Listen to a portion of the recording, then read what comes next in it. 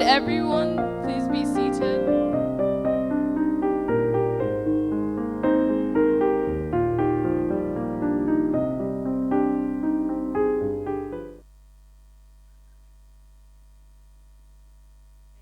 Welcome everyone to the third day of GISS. So today's theme is Badilisha, which means to change. Today's morning will be consisted of service day activities that you've all signed up for, and some of them will be on campus, and I think about one is going to be off campus, so I hope you guys are all ready for that. Before we start with those events, I have two things. I have a delegate's badge, Jana from Cairo.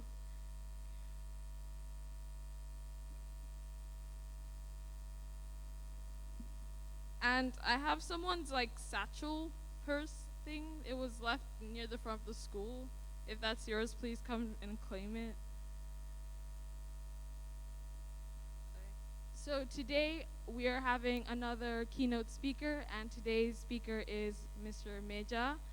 He works with AfriRoots, who are all very passionate social advocates for issues here around Dar. He's now going to come up and speak a bit about his work and what he does. Thank you. Thank you. Thank you very much. I think everybody is happy. And I know some of you have been here in Tanzania for the first time. How many of you is the first time to be in Tanzania? Okay. And I hope you enjoy it. It's a little bit hot from maybe where you're from, but that can be another positive side. Good morning, everybody. As the previous speaker introduced me, my name is Mejah Mbuya. I'm the founder of an organization called UWABA, or in other words, say Uma Wapanda Baiskeli, which means Community of Cyclists. And on the other side, I run an ecotourism company called AfriRoots, of which we do a lot of mountain biking, a lot of cycling, a lot of hikes, and I happen to be one of our clients is this school. And as I'm speaking, we have some of you, of the students from this school, which are hiking in Pugu Hills, which is not far from here. Today, we are going to talk about how you as a person, you can help to make change in your community, you can help to make change in your society, and all these things have to do with a spirit of volunteerism. Because once you have that spirit of want to help, that spirit of want to do something, it's when changes will happen.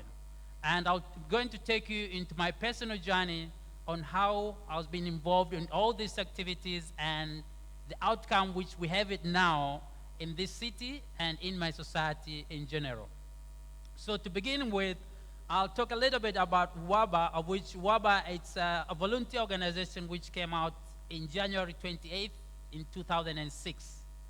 And the idea of coming with a WABA happened after when we realized most of us who were cyclists in the city of Dar Es Salaam, we're all facing the same challenge, of which one of our challenges was road safety. As you can see, the city of Dar es Salaam, the traffic jam is very bad. And we don't have many cycle lanes. Actually, we almost don't have any cycle lanes apart from the few one which came after when we start campaign on trying to get more cycle lanes. And WABA is one of the few organizations. It's all made up of volunteers. None of us is getting paid. None of us is expecting to get paid. But all united together because we have one goal. And the one goal is to make this city to become a city cycle-friendly. And as I say that, the first meeting we had was on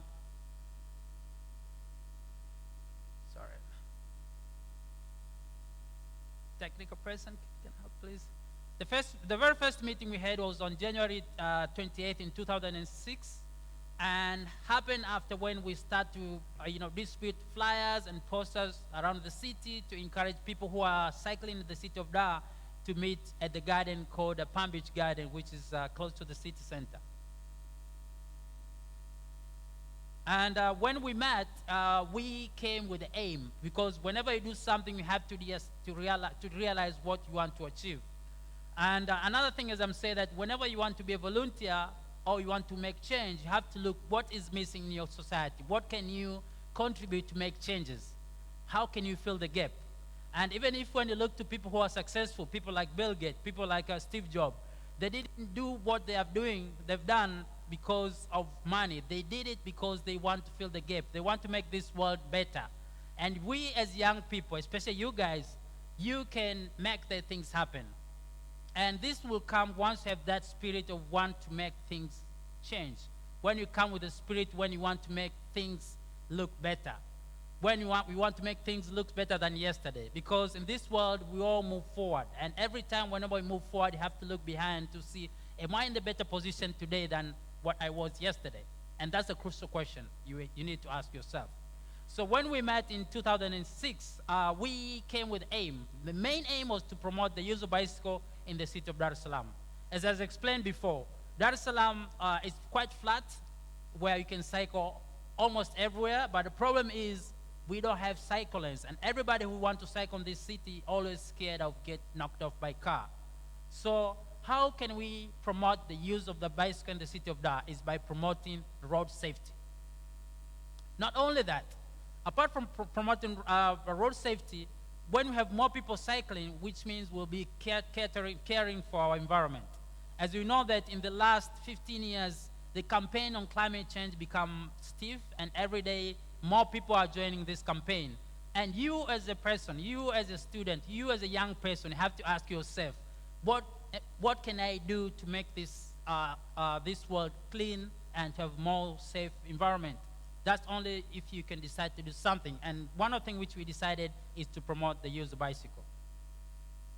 Another thing is that we have seen a lot of young people in the city. We're seeing a lot of people who are around the city who they would love to cycle in sense of doing exercise. We've seen a lot of young people who are working in the city now. In the evening, they'll be walking from work to their house. And these are the people who they would love to cycle. And instead of sitting in their car, they would love to be cycling, they would love to walk. But again, how can you cycle if you don't have a good cycle lanes? So another thing was that in order to encourage less drive and more cycle is to make sure that we have reliable cycle lanes. So another aim which we came with is to promote more cycling and less driving. And apart from that, we have to look like who are we going to work with? There's a lot of people in different areas who they cycle because of different reasons. There's some people who cycle to work. How many of you cycle to work here? Can you raise your finger? Your arms? How many of you cycle to school? Cycle to school? Okay. Yeah, so we have people who are cycle to school. We have people who are cycle to work. We have people who cycling just because that's the only way they can make living. For example, if you go to the city, you see a lot of fruit vendors, ice cream vendors, coconut vendors. These are the people who are using their bicycle to make their living. And then we have people who are using bicycle to deliver cargoes. This is a cargo bike. Here we have a famous brand called Guta. Guta stands for Gurudum Tatu, which means like 3 wheels. Those are the other people who we targeted because we know these are the people also help this city to move around. And then we target other people who they cycle just because of sports and exercise. And these are more of like upper middle class Tanzanian, of which if we can encourage them to cycle more and exercise, that will help our campaign to achieve where we want to go. But we have one group which is always forgotten. This is a hand bike. These are the people who, I think I've seen some of them in the city cycling by using those like a tricycle. These are very heavy hand bike. These are the people who has a physical challenge which have no option. For example, if I cycle and I get tired, I can just hop in a public transport. But these people who are using tricycle, people who are physical challenged, their bicycles are very heavy and they cannot even fit in a public transport. And they've even been forgotten. Even as I'm speaking, now we have something called Dar Rapid Transit, which is an initiative came out about 3 years ago, whereby we're trying to encourage more people either to use non-motorized mode of transport, which are cycling or walking, or use the public transport. But if you look, the whole initiative, people who are on the handbike, they've been forgotten. They cannot fit in those buses. And sometimes when they try to use cycle lane, which has been dedicated for cyclists, also there's a challenge. I'll talk about this later, what the challenge we're facing when we come to the cycle lanes, which we already acquired. As you can see, this was the very first picture we had, and you can see how few we were. I think we were about 15 people. And this was the Palm Beach Garden. You can see that's me. I was very young at the time. But one thing I want to share with you is that from this very day, from this very meeting, you cannot believe what happened 10, 15 years after. And we, after 10, 15 years after, we came with a lot of things which we learned along the way. We learn along the way. Dar es Salaam doesn't have only problem when it comes to cycling, where people are not safe, but also there's another problem which is connected with a traffic jam. For example, one of the statistics which came out by World Bank in 2015, we found that in Dar es Salaam, because of the traffic jam, we are losing $2 million every day on the traffic. That's a lot of money. That's a lot of money. If you translate that amount of money, it's enough to build a road from here to Namanga. Because they say 1 kilometer of tarmac costs $1 million. So if you take $2 million daily, which we are losing in Dar es Salaam, multiply by 365 days of the year, you get about 730 million a year, which we are losing. And if you translate that into the tarmac, which means we can be able to build at least 730 kilometers of tarmac road. But if you translate that the same distance into cycle lane, you can even double. So which means in a year, we can be able to build enough cycle lanes by saving that money which we are losing on the traffic jam. Another thing is the term of time. Most people who are in Dar es Salaam, for example, a person who lives 10-kilometer average from the city center, for example, those who live in Mbezi, they spend an average of 2 hours to go to work and 2 hours to go back home every day on the traffic. And again, if you translate this time into days, it's about 43 days of the year people are sitting in their car. Because if you take 2 hours every day, you multiply that time 2, which is meant to work and to go back home, you get like 4 hours per day. And if you multiply this by 5 times a day, from Monday to Friday, you get about 20 hours a week. And these 20 hours a week, if you multiply by 52 weeks, which make 1 year, you get about 1,040 hours, which if you divide by 24 hours of a day, you get about 43 days. So 43 days in a year, you'll be sitting in your car, whereby you'll be burning fuel, you become not unhealthy because you don't do any exercise, you get frustrated because you're not moving. But if you opt to bike, that same distance will take you at least half an hour to go to work and half an hour to go home. So you'll be using at least 1 hour, of which also you've been doing exercise. So you can see there's a lot of benefit when it comes to cycle. And that can not only benefit as individual, but also can benefit the country and the city in general. So far, WABA, we have 5 E's approach.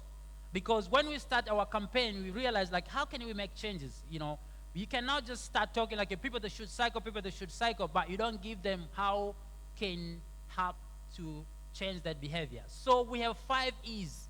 1 E is called engineering. And engineering is when we are lobbying with the government. It's when we write a letter to the authority to ask them, like, what is the next project you guys have when it comes to road construction? And when you have the road construction, how do you count cyclists to become part of the project? So luckily from 2007, whenever there's a new road construction project, we always get invited and we go and give our views. And you can see one of the good examples is that now we have bus rapid transit in Dar es Salaam, whereby in the bus rapid transit you can see now the cycle lanes has been included.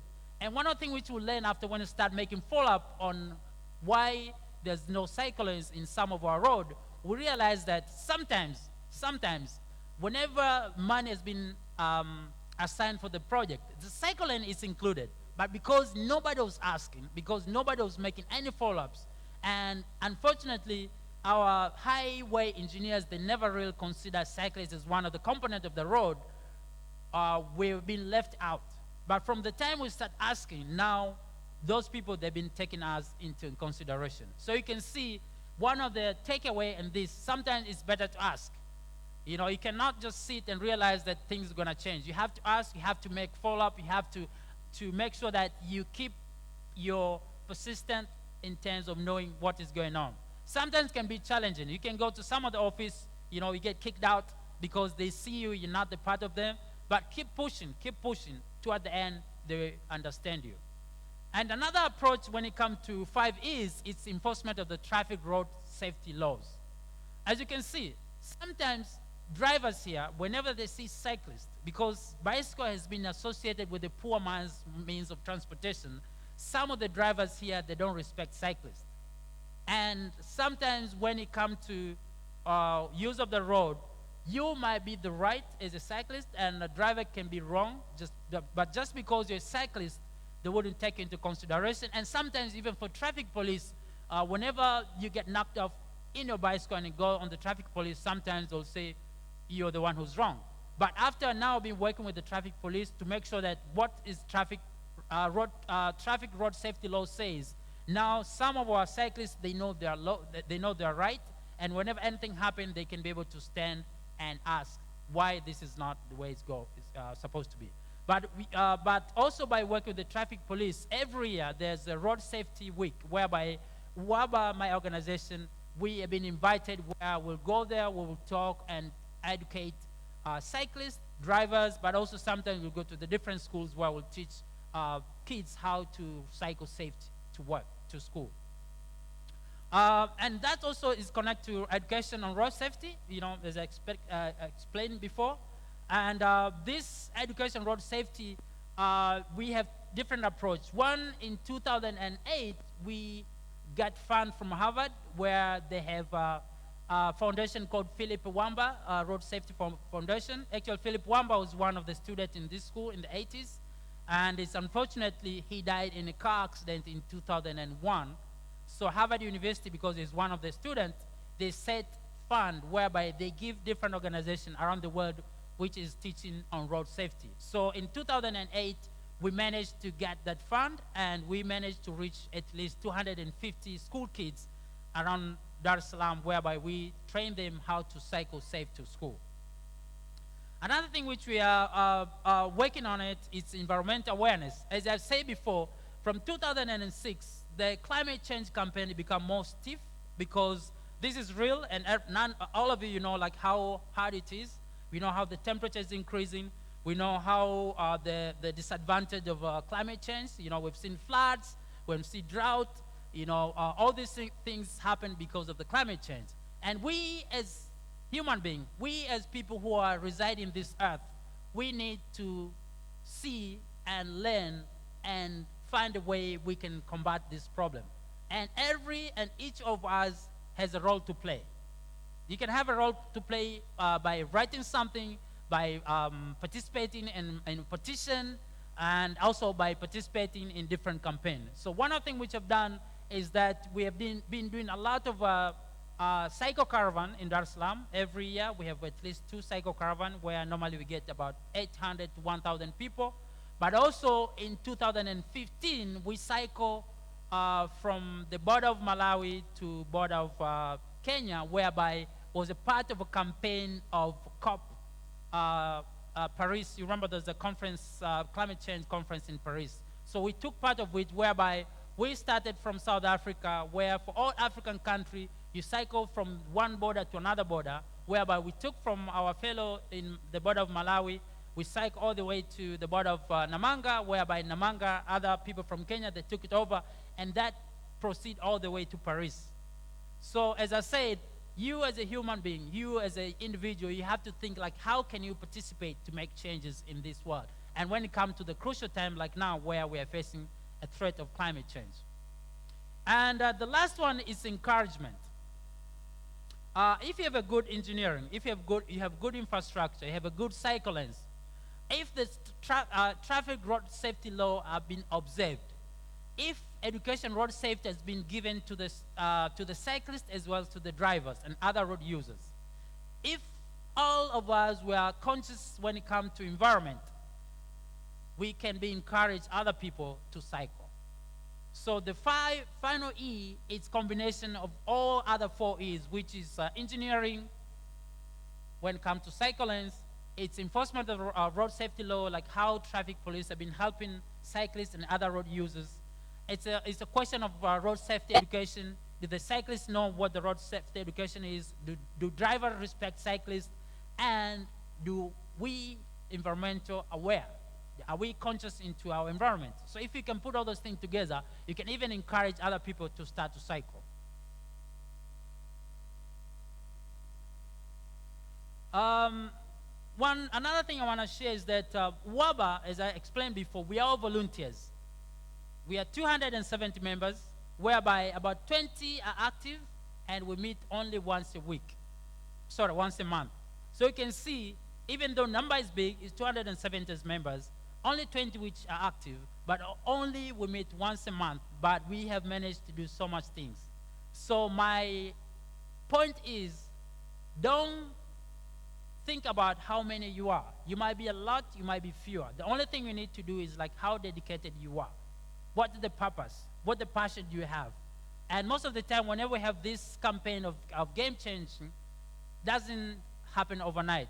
We've been doing this since 2006, which is about 13 years now. And we're not even close to what we want to achieve. We're not even close.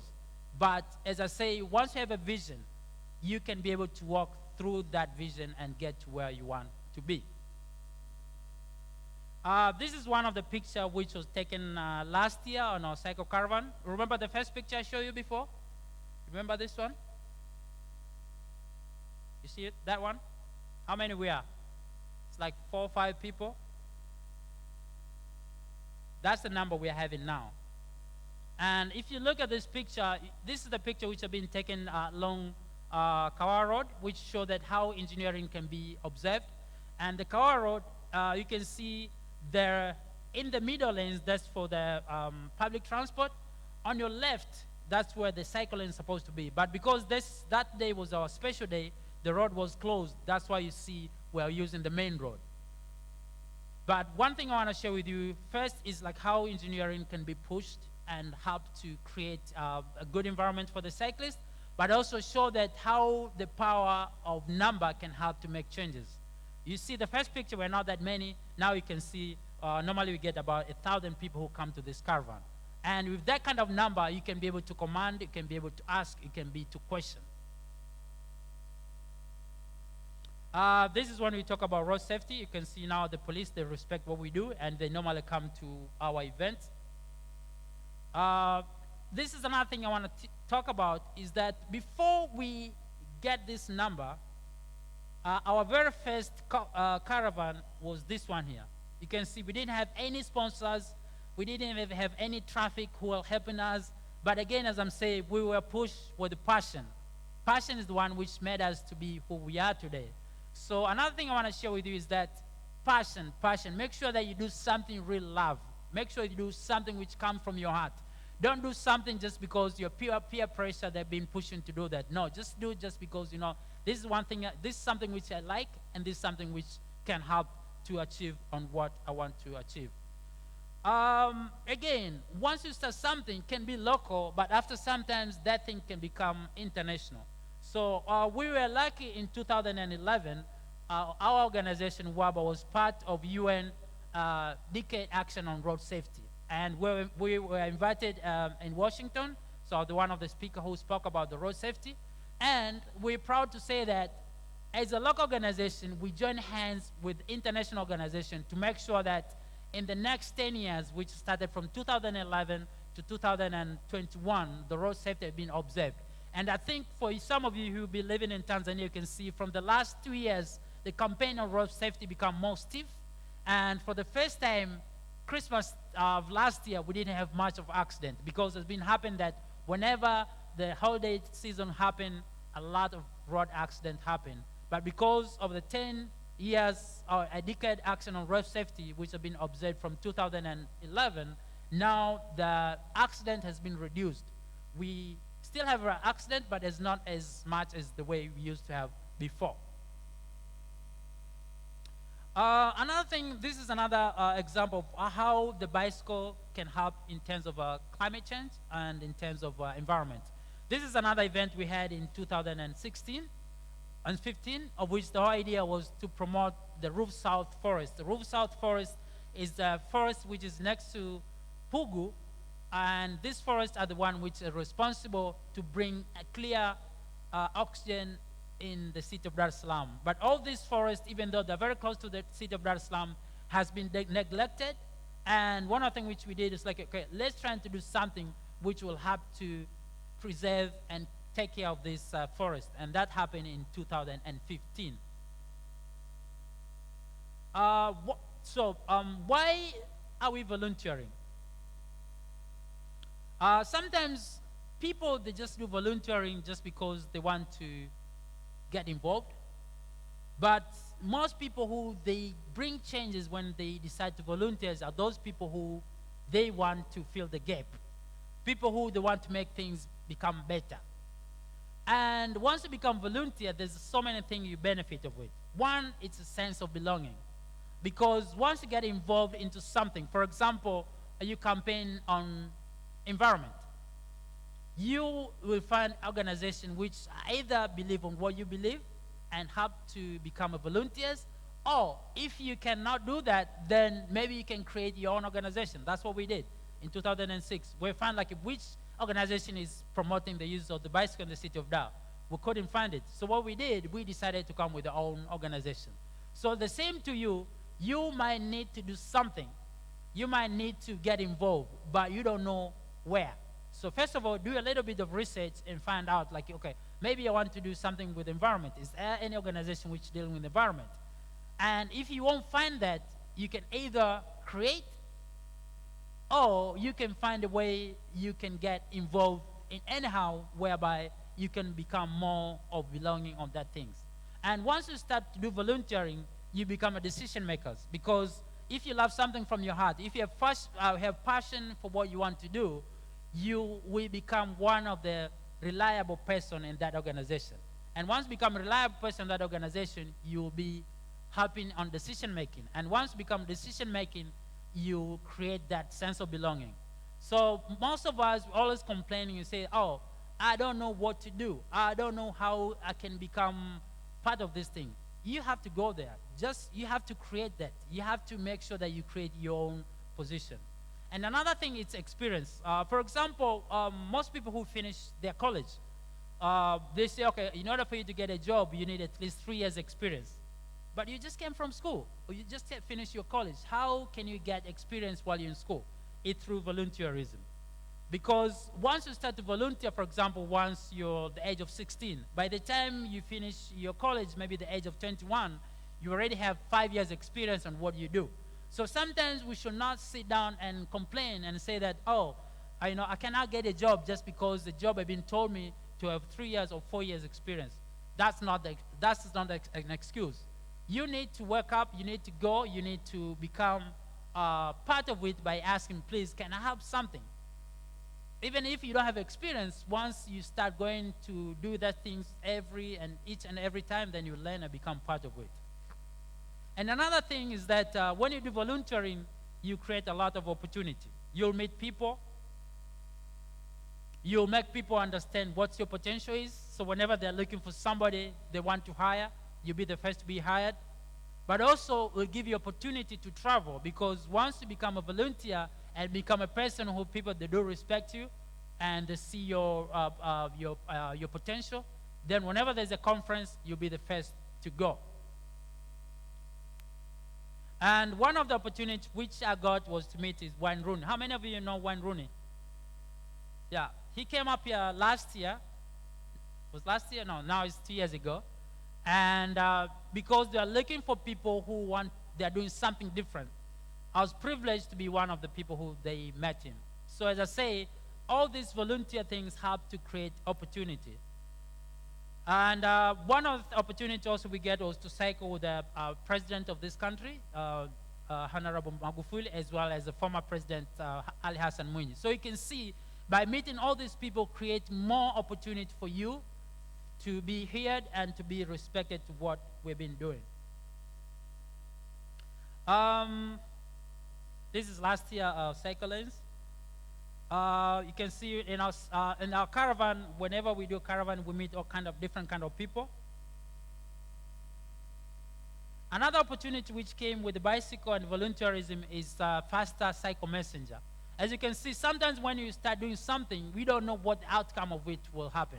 So when we started doing campaign for the cyclists in 2006, we found that there's a problem of parcel and letter delivery in the city, of which that's another opportunity which helped us to create faster cycle messenger, of which from 2001, a total of 12 members of this organization, they earn living by delivering letters and parcel in the city of Dar.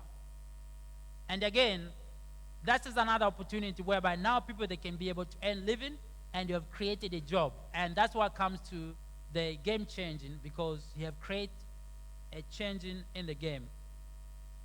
And the last remarks goes to our president, Mwalimu Nyerere.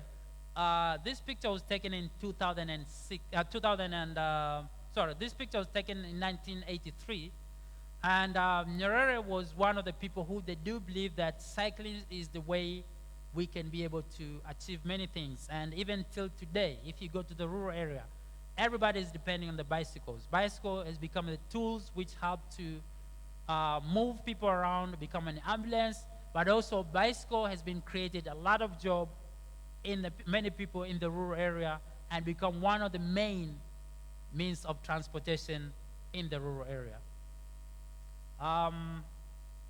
Thank you for listening, and I'll give you time to ask any question. We still have a lot of time. Always, whenever I speak, I prefer more of dialogue. So to me, speaking for all this time without hear from you was a little bit tough, but I would like to hear from you, and then we carry on from there. Before we start questions, we'd just like to thank Mr. Mbuya for his insightful presentation.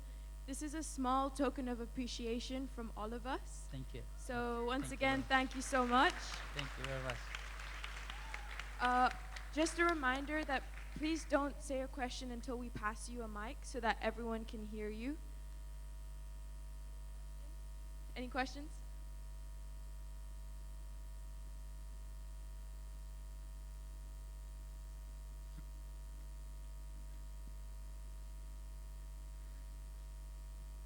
Hello.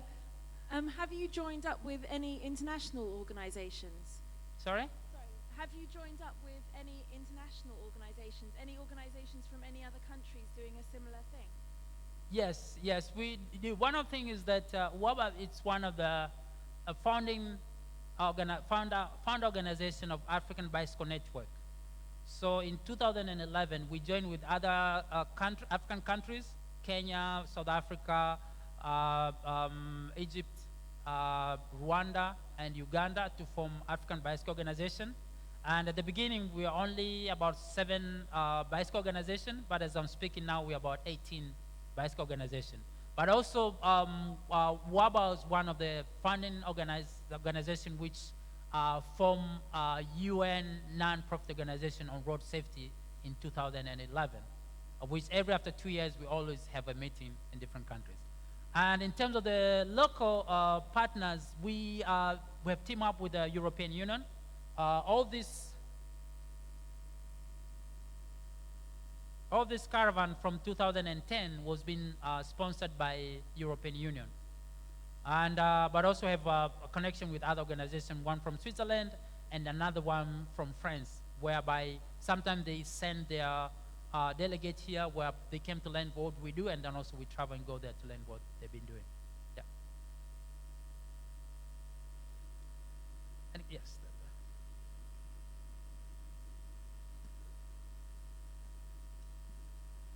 I'm sorry if you already covered this, but one of the things you said was the engineering, like getting the like talking to the you know, petitioning and things like that, you know, getting in contact with the road safety.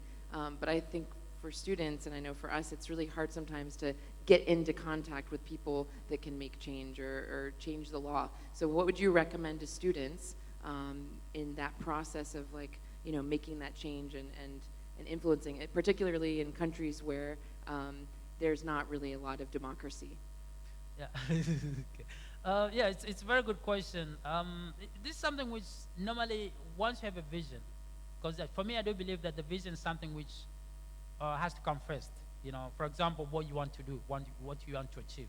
For example, for us, our vision is to make the Dar Es Salaam city cycle-friendly urban set. So once you have that thing in terms of road safety, now we start asking what has been done. Because first of all, you have to do a little bit of research, like, you know, in your cause, what has been done? Is there any organization which is doing the similar thing you want to achieve? So once you know, if there's other organization which they do similar thing like what you want to achieve, we can join hand with them. Or if there's none, then you can come with the organization. But also, as I say, it's something which takes time. It's not overnight things. And at the beginning, you can start doing research in terms, and the good thing now, everything is on the Google. You can Google and find out what's going on.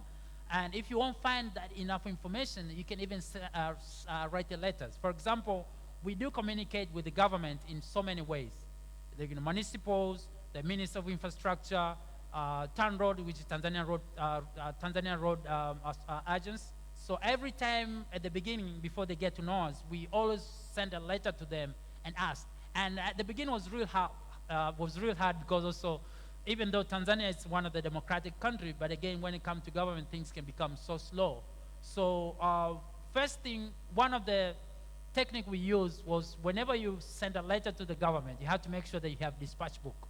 So that next time, whenever you go and they say, oh, we didn't get the letter, then you say, okay, this is our dispatch book, you get the letter. And another thing is that this is very, very important. Whenever you want to make changes, don't criticize. You know, especially in Africa, people, they don't want to be criticized. You can praise, but once you praise, say, okay, by the way, much things could be much better if it could be done this way. But if you criticize, they will never listen to you. They're just like, you know.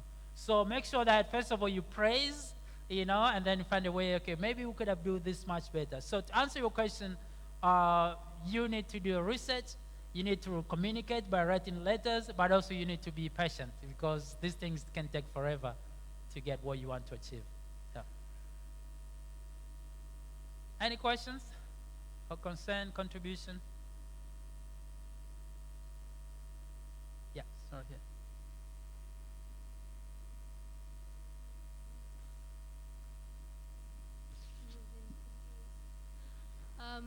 Is there anything that kind of demotivated you in your work spam and kind of put you off? Yeah. Like So anything that didn't make you feel like you wanted to keep going? Like, sorry, what was your biggest challenge? What was your biggest challenge?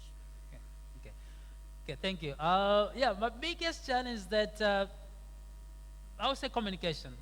It's a big challenge because it's real frustrating when you're trying to communicate and then you don't get the answers. And that's real frustrating because at least somebody should say yes or no. That will make you understand what you do. But when somebody is just quiet, and that happens. So, for example, if you communicate 5 letters, maybe 1 or 2 letters will be replied. So that's very frustrating. But again, as I'm saying, that is part of making you become stronger because once you realize communicating has been a challenge, so instead of writing 5 letters, now we'll be writing 20 letters. So there's a way you can play around with it. But I say the thing which keep you on track, make you happy, is to make sure that you are doing these things for the better tomorrow. And make sure that you as a human being, you need to make change. And it's your responsibility. Yeah. Yeah. From what you presented, you have quite a number of members, but only few of them are active. What is actually rendering others inactive? And what are you doing in your capacity to make them active? Can I repeat again? Sorry. You have about 270 members, Sorry? right? 270 Yeah, members. members, yeah. But about only 20 of them are active, as you said. What is causing others inactive? And what are you doing in your capacity to make them active? Thank you. Yes, it's a good question. As I say, we are 270 members, and it's only few who are active. The reason is because, first of all, it's a volunteer organization, so we don't really hold people responsible to what they are supposed to do. And another thing is that we have different capacity when it comes to the spirit of volunteering. And we've been trying to push them to become more active, even though sometimes less is better, because once a big number, when it comes to decision, it will take forever to decide. So as currently we are happy with what we have, because we've seen there's so much progress compared if all of them 207 will be members. But also for the last few years, we've seen some sort of like exchanging. Like, let's say this month we are 20 members who are active, and the next month maybe 3 of them will be missing, another one be feeding up. So we're still trying to push them to become more active. But another way around, for us, we are happy on what we are, because the few number which we have of those who are active are being create more progress. Yeah. Yes, I want to, and then we'll come to you. How can people support you internationally? Sorry?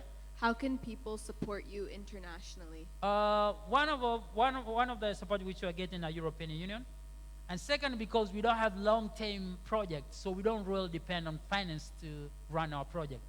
Because as I say, one of the things which we need to do most of the time is to have more pressure, to raise awareness to the drivers, to raise awareness to the government, to raise awareness to all those people who are using road, to make sure that they know what's going on.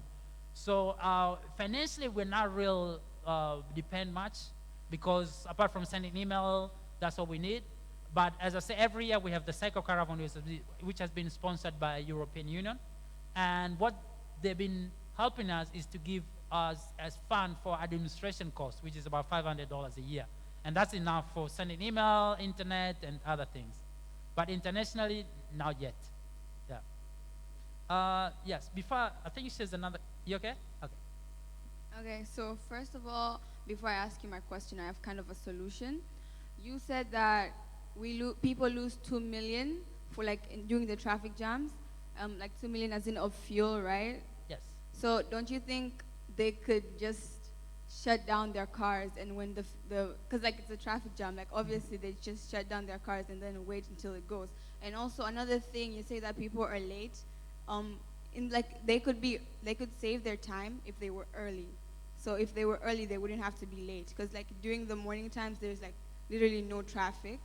And so my question is, what do you think are the causes of traffic jam in Dar, and why do you think bicycles are going to solve it? Yeah, thank you. First of all, 2 million has been lost not only on the fuel, but also on time. Not only on the fuel, but also on time. Because if you spend much time, which is supposed to be productive, that's another loss. So it's only the fuel and time.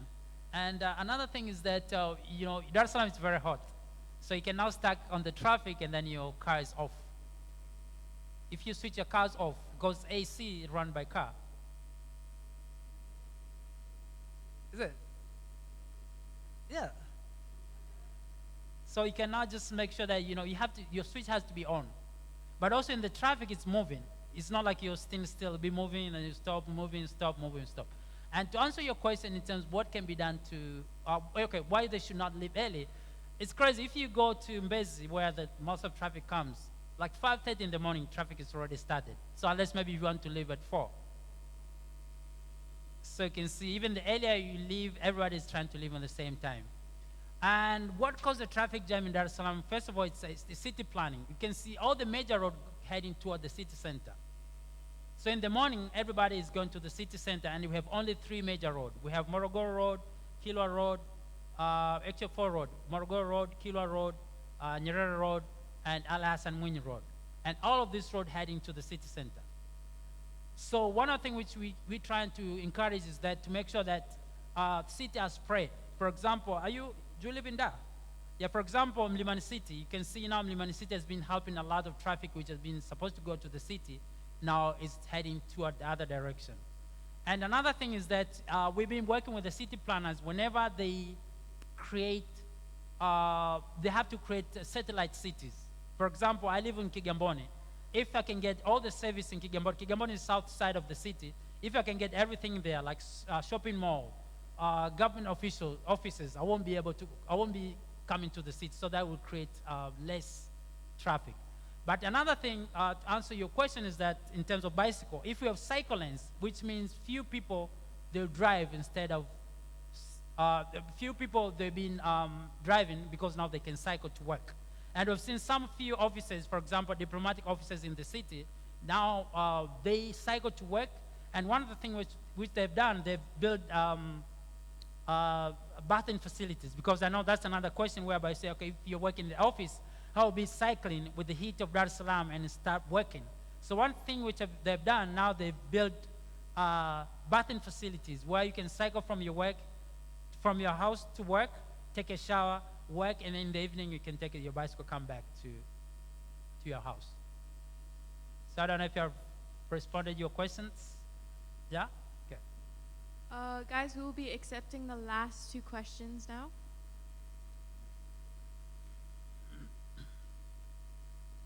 Hi.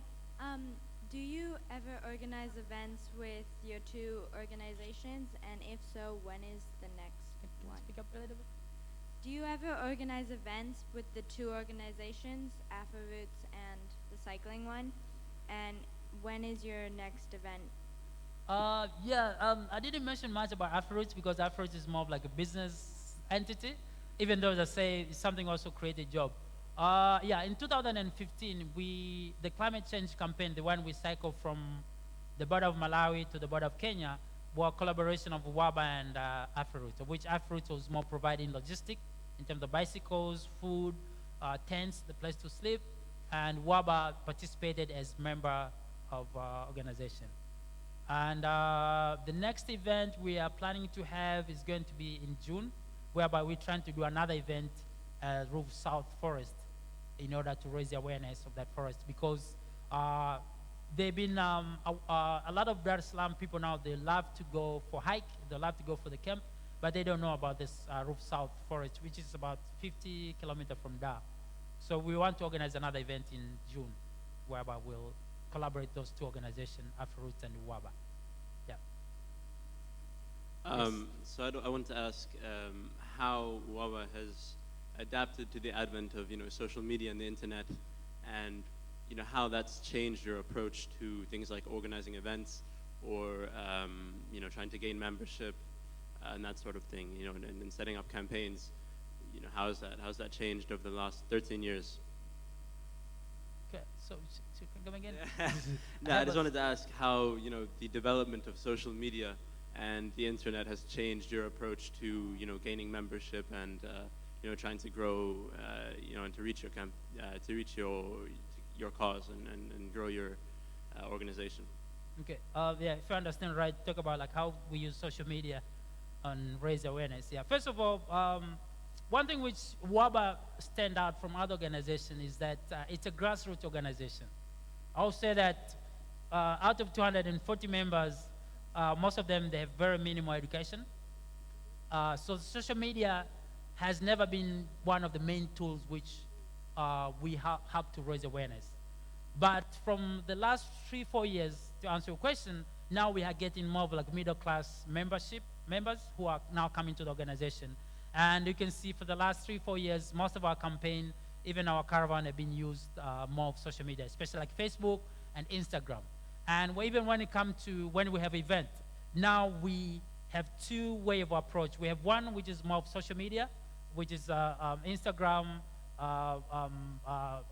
Facebook, but also we have other approach whereby we have to make like a physical flyers, because as I say, most of our members are the people who they don't have access to social medias. So we have to make physical flyers whereby we distribute to all the cyclists. But the good thing is that whenever we have an event, we have a database where we have all phone numbers of people who participate. So whenever I have any campaign, then we'll send messages to those people and that helped a lot to reach even those who are not into social media. But we're still looking for young people like you who are more into social medias, who you can help us to create more awareness on what our cause is. Yes.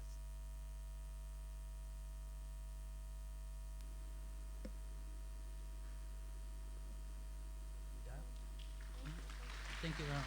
Okay. Thank you, guys. Okay, so now we're just finalizing where the locations for your service activities are. So if you can all wait in here, in a few minutes I'll come back on stage and ask for you guys to get into groups based on your service activities for the first session, and then I'll take you to your locations. Karibu.